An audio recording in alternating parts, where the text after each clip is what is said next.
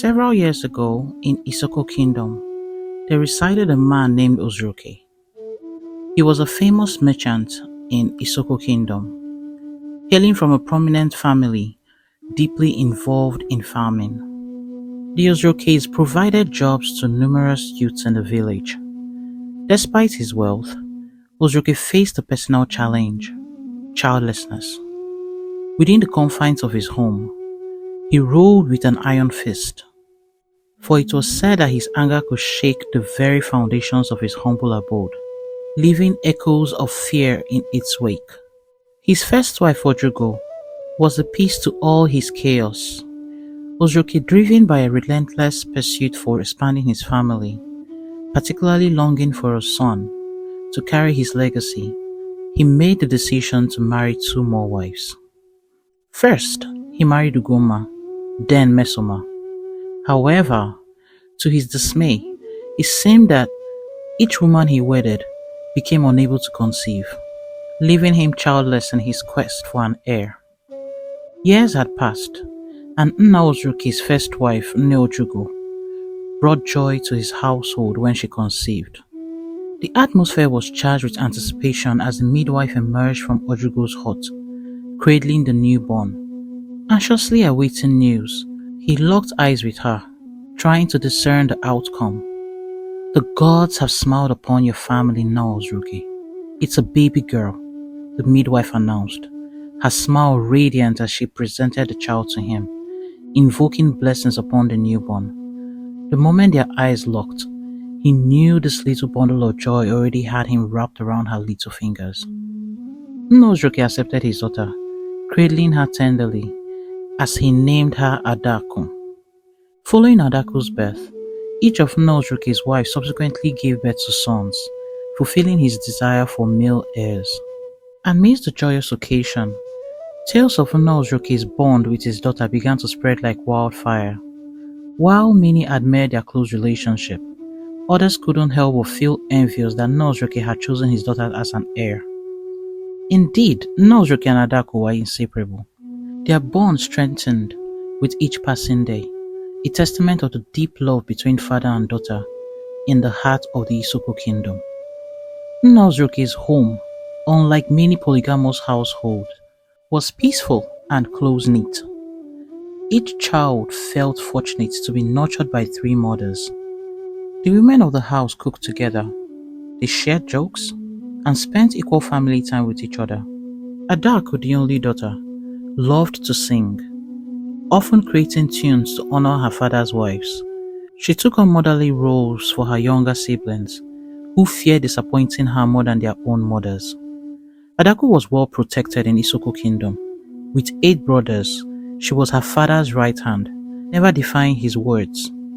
Her exceptional abilities in managing her father's business doubled his prosperity, earning her praise throughout the kingdom.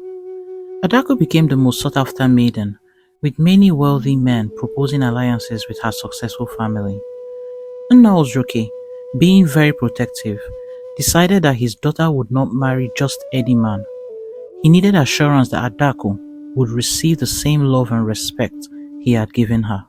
At a very young age, Adaku was engaged to Nzube, the son of a wealthy businessman from a neighboring kingdom. Nna Ozroke eagerly anticipated the union with a noble family like theirs. Adaku, trusting her father's judgment, awaited the day she would meet Nzube with a curiosity about the world outside. One day, Nna Ozroke decided it was time for Adaku to visit Nzube's family to learn their ways and customs. This was an opportunity for Adaku to familiarize herself with her future home, and for her father to ensure the match was as promising as he believed. Adaku, accompanied by her brothers, embarked on the journey with a mix of excitement and apprehension. Upon arriving, Adaku was greeted with great fanfare, but soon noticed that Nzube was not the man she had envisioned. He didn't even welcome her upon arrival, even though he was well aware she was coming on that day. When he finally showed up, his demeanor was demeaning and rude. He treated his workers with little respect, starkly contrasting the kindness and fairness Adaku had learned from her father. Nzube was feared across all 5 neighboring villages. He was so focused on wealth that anything not contributing to his revenue wasn't worth his time.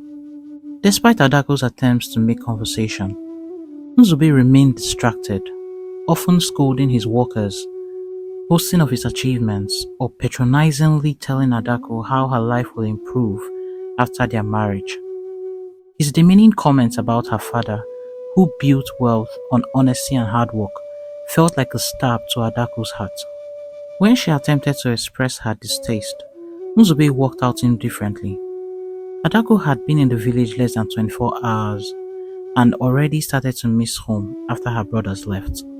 5 days later, Nzube's mother Amaka woke Adaku to a sermon about her son's likes and dislikes, and how Adaku needed to be part of their family more than they needed her, because an alliance would benefit her family. She warned Adaku not to be a distraction and to know her place as a wife. Amaka spoke of the prestige marriage has brought her and cautioned Adaku against dreaming of a career or competing with her son. Adaku listened quietly, questioning if her father knew about the Emenike's family values and traditions. Still trying to make excuses for Nzube, Adaku decided to go for a walk. Determined to learn more about the village, she went deep into exploring and meeting the villagers. Not recognizing or knowing who she was, she found it easy having interactions with people that revealed more about Nzube's harsh rule and the villagers' subdued spirits. Adaku's apprehension grew, but she remained hopeful, searching for a glimmer of the goodness her father saw in this alliance. During her walks, she observed the lives of the villagers. She noticed that they seemed to fear Nzube and his family, speaking in hushed tones when they passed by. She saw children playing but also witnessed a stark contrast in how workers were treated in Nzube's household compared to her father's home. Adaku spoke with some of the villagers and learned more about their struggles and the harsh conditions imposed by the Emenikes. One evening, as she sat by the river reflecting what she had gotten herself into, a lady who seemed to be doing her laundry approached her. She introduced herself as Nneka, a former worker of Nzube's family, who was fired after she stood up for her father when Nzube ordered one of his guards to beat up her father. Nneka spoke kindly, but with a tone of warning. She told Adaku about the history of the Nzube family, the greed and the fear they instilled in the people. She emphasized the importance of kindness and respect, values that Adaku had always held dear. As their conversation continued, it was interrupted by loud cheers from the villagers. Adaku quickly asked the woman why people were cheering. Nneka replied, "It's Jidenna and his musical group." She explained that Jidenna was an orphan whose father died a known warrior. He was brought up by almost every home in Ohazara kingdom, Nneka added. Adaku listened attentively. Though she wasn't an orphan, she resonated with Jidenna's story. Nneka continued, "His father used to play the ukulele for his mother every morning. Ever since his parents' death, Jidenna has played the ukulele at the Ajali Market Square. He plays so well that people usually come to listen to him." Adaku followed the voice, which led her to Ajali Market Square. There he was, Jidenna, a tall, dark, handsome man in all his glory. Not the figure Adaku had imagined when Nneka spoke about him. He stood in the middle of the crowd, his eyes closed as he belted out a sad tune. He stood majestic playing those chords. It was difficult to take your eyes away from him. Adaku felt tears welling up in her eyes. She had no strong, sad memories, but Jidenna's voice had a way of making her feel the emotions he felt. His voice was captivating, and his gentle spirit and humble nature stood in stark contrast to Nzube's arrogance. And in that moment, this was indeed refreshing to watch. She joined the crowd, watching in amazement. She felt herself being one with the song. It wasn't long until she was also singing the words of a song she had no idea about just seconds ago. After his performance, Jidenna walked up to her to strike up a conversation. "You're not from Ohazara. You must be new here," he said. "I'm Jidenna." Adaku chuckled. Do you know every person in Ohazara?" Adaku responded. "Well, if you know my story, you can say yes, I know everyone here, especially my audience. I even know them by name," he replied, turning and greeting everyone by name. He asked her what she was doing in Ohazara, but she changed the topic several times. Sensing her reluctance, Jidenna gracefully shifted the conversation, showing her the beauty of simplicity and the richness of life unburdened by wealth and status. Adaku's heart began to yearn for the life she saw in Jidenna's world, a life filled with respect, regard, and simplicity. As the days passed, Adaku found herself increasingly drawn to Jidenna's sincerity and warmth, at least for the sake of distracting her mind from the craziness Nsube displayed at home. Despite the obligations and scrutiny she faced, Adaku would often sneak away to listen to Jidenna's music and share stories with him. Their connection deepened with each meeting, and it became evident to everyone around them. Jidenna always looked for Adaku in the crowd during his performances. Whenever he spotted her, he would invite her on stage. The audience loved it, cheering at the sight of their growing friendship, which many hoped would turn into a love story. The energy between them was palpable, and it was clear that their bond was something special. Their favorite place to escape was the famous Ohazara waterfall, a sight that provided them with the privacy they craved. Jidenna would play beautiful tunes while Adaku danced gracefully to the music.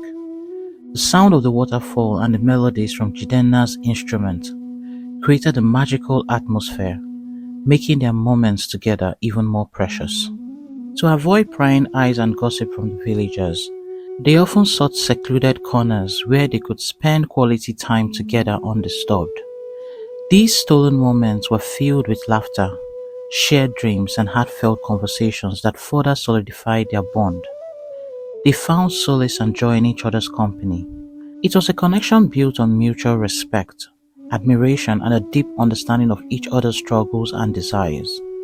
As their love story unfolded, it brought a sense of hope and excitement to those who witnessed it, reminding everyone of the beauty and power of true love. One evening, as they sat by the river, Jidenna shared more about his past. "My father used to play the ukulele for my mother every morning.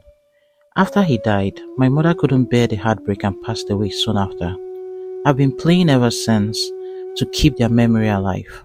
Adaku listened attentively. Though she wasn't an orphan, she resonated deeply with Jidenna's story.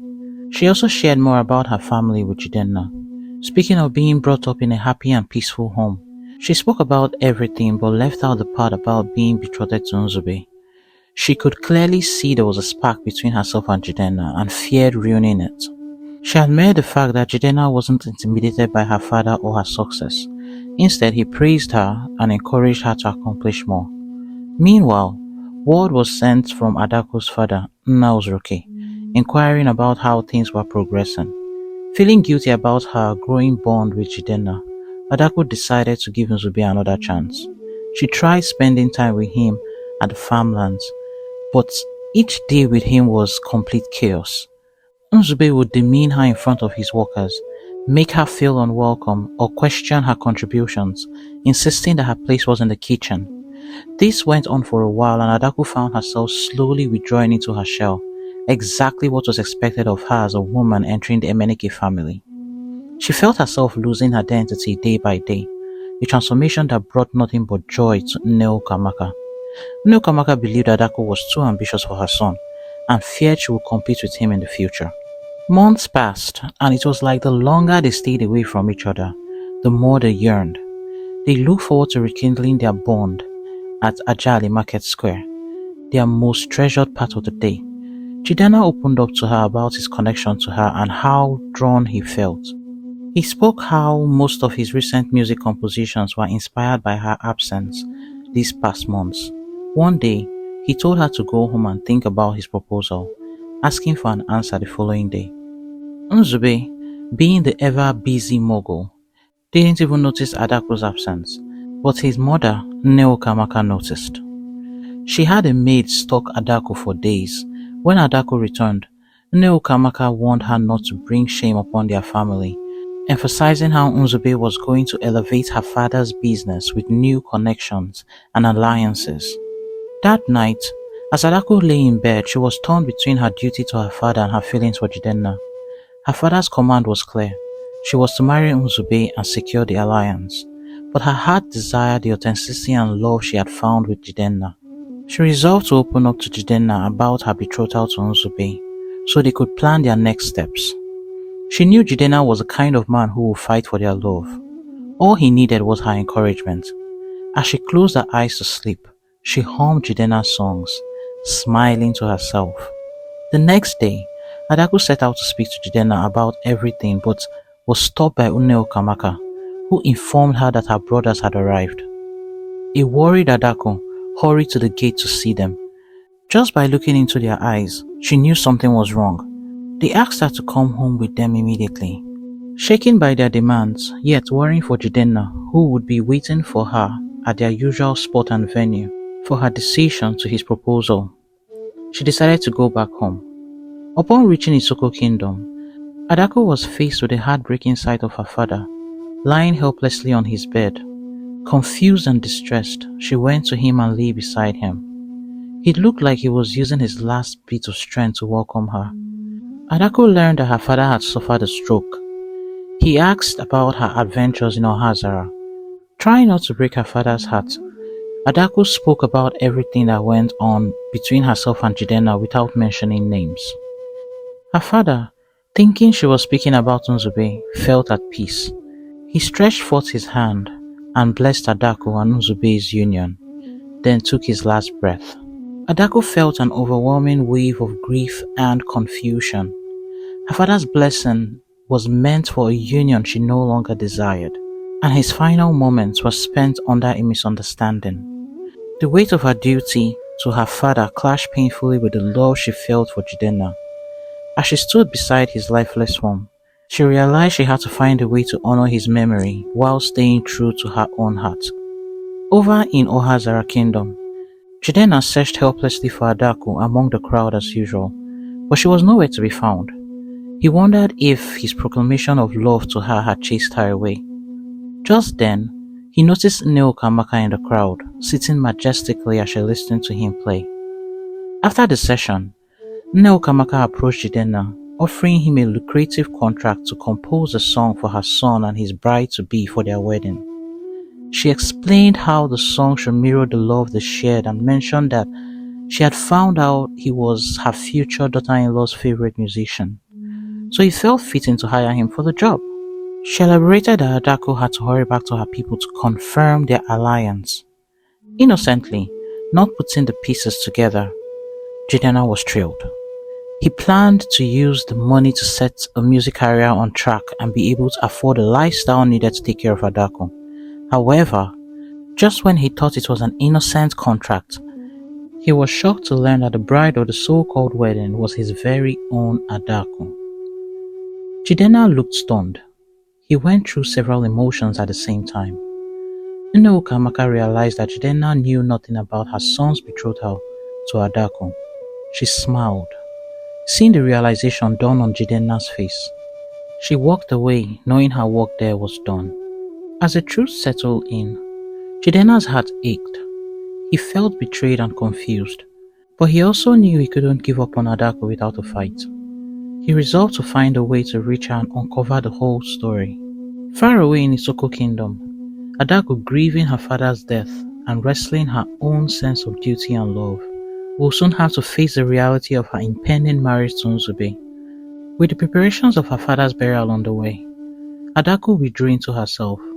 Her father had been like a best friend to her, and she struggled to accept that she would never see him again. During this period, Nzube and his people arrived to announce their intentions, which Nneojugo found distasteful. They came in a huge crowd, making a scene, disrespecting the loss the family was going through. Adding to the inappropriateness, they made a grand entrance with the town crier, drawing all attentions away from the grieving family. As the news spread that Adaku was to marry Nzube, Jidenna found it hard to cope. He knew Adaku loved him so much as he loved her. While practicing the songs for the wedding, he struggled with his emotions and the overwhelming events. The wedding day arrived, and a large number of people from Ohazara kingdom stormed Isoko kingdom for different reasons, drawn by the promising of food, drama, and the excitement of a grand wedding. Determined to speak with Adaku before his performance, Jidenna slipped away from the crowd. After asking around, he found Adaku's chambers. Due to the busyness of the day, no one noticed him enter the house. Peeking through the door, he saw Adaku looking down, tears streaming down her cheeks as she opened up to her mother, where her heart lay. She proclaimed her love for Jidenna. She clutched her chest as if trying to hold on to the last bit of her humanity and sanity. As Jidenna reached out to open the door, Adaku's brothers intercepted him, mistaking him for one of the entertainers. They directed him to the area set up for him and the rest of his group. As the crowd waited patiently for Adaku to emerge, Jidenna grew increasingly restless.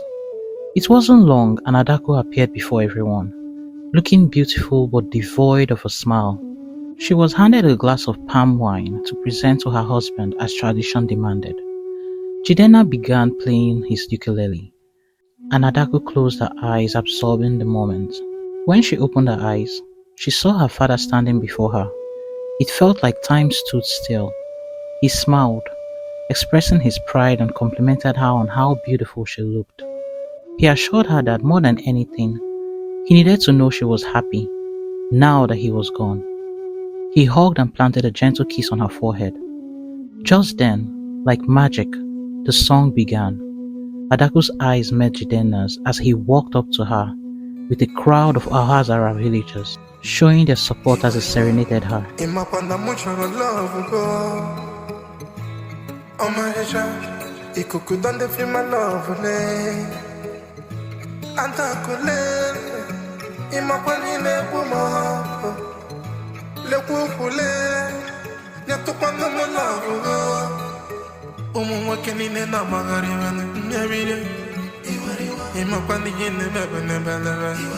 Mama wearing when you book me belebe.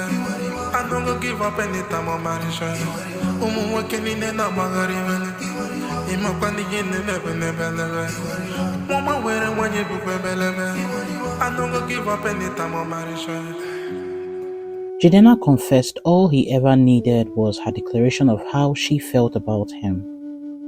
In that moment, before the entire Isoko and Ohazara clans, a hush fell over the crowd as everyone waited to see Adaku's reaction. It felt as if they were back at Ajali Waterfall, alone and lost in each other, oblivious to everyone else. Adaku handed him the glass of palm wine, and the crowd stood shocked at her bravery as Jidenna drank every drop. In excitement, he lifted her off the ground, and the entire village erupted in cheers. As Adaku and Jidenna danced, holding hands, the world around them seemed to fade away. Nzube and Amaka watched in disgust as they angrily severed ties with the Ozrokes. But before leaving, Nzube confronted Adaku, questioning what quality of life she expected with Jidenna, who had no family of his own, especially with her father gone. Before Adaku could utter a word of response, the entire Ohazara clan pledged their allegiance to Jidenna. Humiliated, Nzube walked away, the sound of the villagers' laughter ringing in his ears. Nneodrugo, seeing her daughter's happiness, realized Jidenna was the man Adaku had spoken of. Adaku and Jidenna embraced each other lovingly.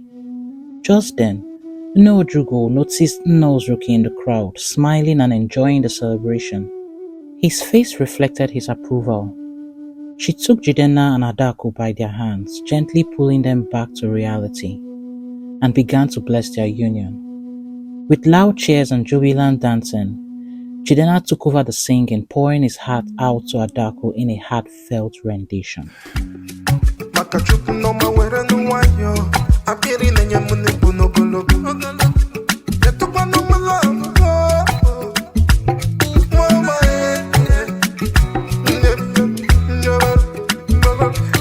cause I'm in love with you. It's only you. Every time I just think about you. Whatever.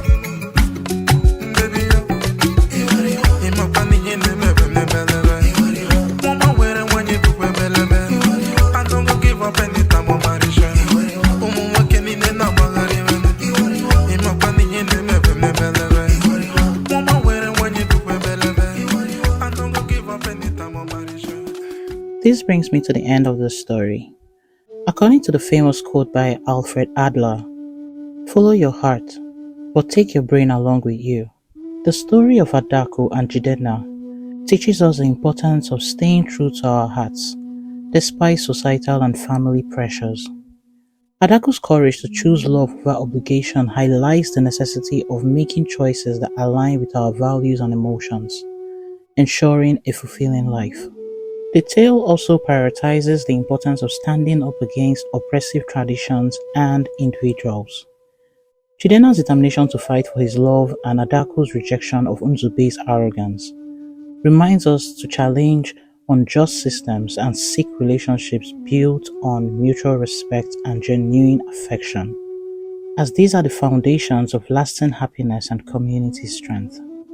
If this story resonated with you, please don't forget to comment on what you learned and what you would have done differently. Don't forget to like, share, and subscribe. Also click on the notification button so you get an alert when I upload a new video. Until next time, bye!